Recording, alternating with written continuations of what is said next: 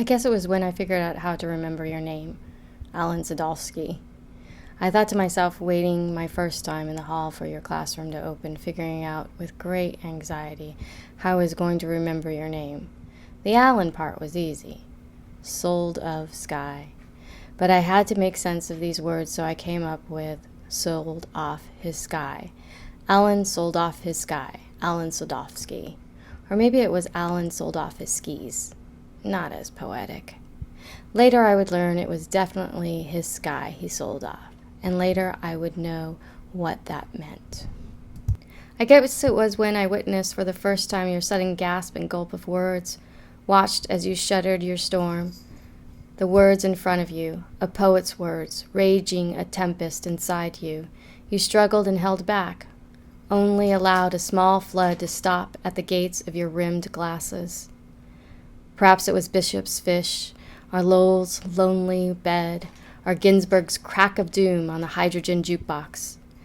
But most certainly it was Jeffers, and always Jeffers.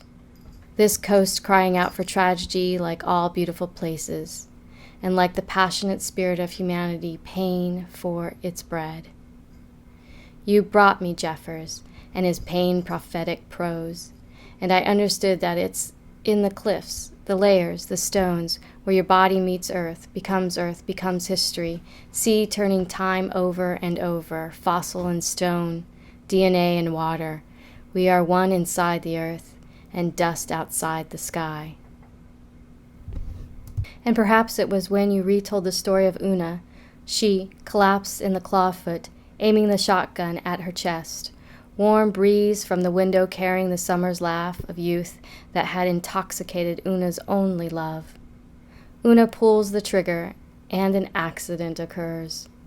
It was not the possibility of death that stung Jeffers' ears, but the commitment, the devotion that Una gave to him. I guess it was your devotion to repair damaged goods, you with your Buddha factory. Seeking authenticity led you to the outcast, the outsider, the odd, the misfit, and so on. I watched how you brought back confidence to the lame. Your devotion to authenticity gets you in trouble by the elite. But you seek authenticity because you know the spirit cannot be duplicated. Let me just say this. There are some in academia who use their knowledge for prestige, for power. And then there is you, who shares your knowledge to lift up those that need lifting. You see, you sold your sky, your time, your space to those you helped fly. You helped soar. The ones who needed to find their voices again. You freed them and set them flying into your open sky. But you sold your sky to be in the heavens. And I guess I will remember you every time I hear Tate's voice, especially him reciting a sound like distant thunder. You are someone who is compassionate enough to pick up the phone and not ignore it. Not knowing what's on the other side of the receiver, you embrace it. Alan Soldofsky, who sold off his sky to be in the heavens. Happy birthday, Alan. Happy 70th birthday.